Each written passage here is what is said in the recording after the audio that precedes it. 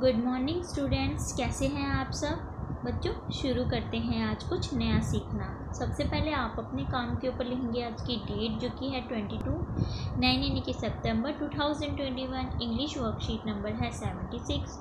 Class 3 अपना section लिखें। हम कर रहे हैं मैरीगोल्ड की पोयम बर्ड टॉक जो पेज नंबर 11 में मिलेगी। स्टूडेंट्स नेम और अपने टीचर का नाम भी लिखें। Hello students, hope you all are doing well. Let us read aloud and enjoy the story given below. Hello बच्चों, उम्मीद है कि आप लोग अच्छे से होंगे। तो चलिए, नीचे एक स्टोरी दी गई है, एक कहानी दी गई है, उसे पढ़ते हैं। Far over a hill there lived a little boy named Jaggu. बहुत दूर एक पहाड़ी पर, यानी कि एक हिल यानी पहाड़ी पर एक छोटा लड़का रहता था, लिटिल बॉय, जिसका नाम था Jaggu. Who had a little dog, उसका एक छोटा कुत्ता भी था। ये रहा जग्गू और उसका dog.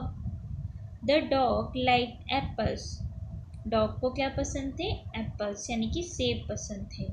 One day the dog took an apple from an apple tree and began to eat it. एक दिन डॉग ने एक एप्पल ट्री, ये रहा, सेब के पेड़ से सेब लिया और सेब को खाने लग गया। When he was done eating, he took a few steps and sat under a big tree to take a nap. जब उसने खा लिया सेब पूरा तो उसने क्या किया, वो थोड़ा आगे बढ़ा और एक बड़े से पेड़ के नीचे एक झपकी लेने के लिए सो गया। When he woke up, जब वो उठा, he found himself on जग्गू's lap. उसने अपने आप को पाया कि वो जग्गू की गोद में है, जग्गू की गोद में था। He was so happy that he licked जग्गू's face. वो इतना खुश हुआ कि वो जग्गू के फेस को लिक करने लग गया। अब बच्चों, ये जो स्टोरी है, in the story given above, there are certain words, letters that have been underlined. कुछ लेटर्स हैं, वर्ड्स हैं जिनके नीचे लाइन खींची हुई है। These are A, an and the. जैसे ए के नीचे लाइन है, द के नीचे भी है, एन के नीचे भी है, ए, एन और द। बच्चों, ये जो वर्ड हैं they are known as articles, इन्हें हम आर्टिकल्स कहते हैं। Let us understand how to use them with words. चलिए देखते हैं कि इनको वर्ड्स के साथ, शब्दों के साथ कैसे इस्तेमाल करना है। A and an are used for anything that is one. A और एन का इस्तेमाल कहाँ होता है? जब भी हम किसी एक चीज़ के बारे में बोल रहे होते हैं। An is used for words that begin with vowel sound such as an orange and umbrella. An का इस्तेमाल भी हम एक चीज़ के लिए करते हैं और ए का भी, पर एन का इस्तेमाल हम उन साउंड के लिए करते हैं जिसके अंदर वॉवल्स की साउंड आ रही होती है। वॉवल्स होते हैं ए, ई, ओ, उ, ए, ई, ये सब, ये वॉल साउंड होती है। ए, ई, ओ, उ।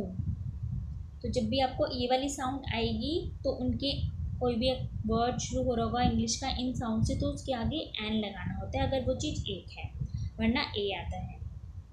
A is use with words that do not begin with the wall sound, और जिनके आगे जो वॉल साउंड से शुरू नहीं हो रहे होते उनके आगे ए आता है। The is use for specific things whether one और many such as the sun, the trees on the hill. और द का इस्तेमाल कहाँ होता है? कुछ विशिष्ट चीज़ों के लिए, जिसे हमें पता होता है हम किसी चीज़ के बारे में बोल रहे हैं और हमें पता है कि हम उसी के बारे में बोल रहे हैं। वो एक भी हो सकती है, एक से ज़्यादा भी। जैसे सूरज है, जब हम सूरज के बारे में बोलेंगे हमें पता है सूरज तो एक ही है, हम उसके बारे में बोल रहे हैं। कोई पेड़ है, हमें पता है इस पेड़ के बारे में बोल रहे हैं, तो हम द लगा सकते हैं। ऐसे ही हिल के आगे भी हम द लगा सकते हैं। Now let us fill in the blanks with a, an और द।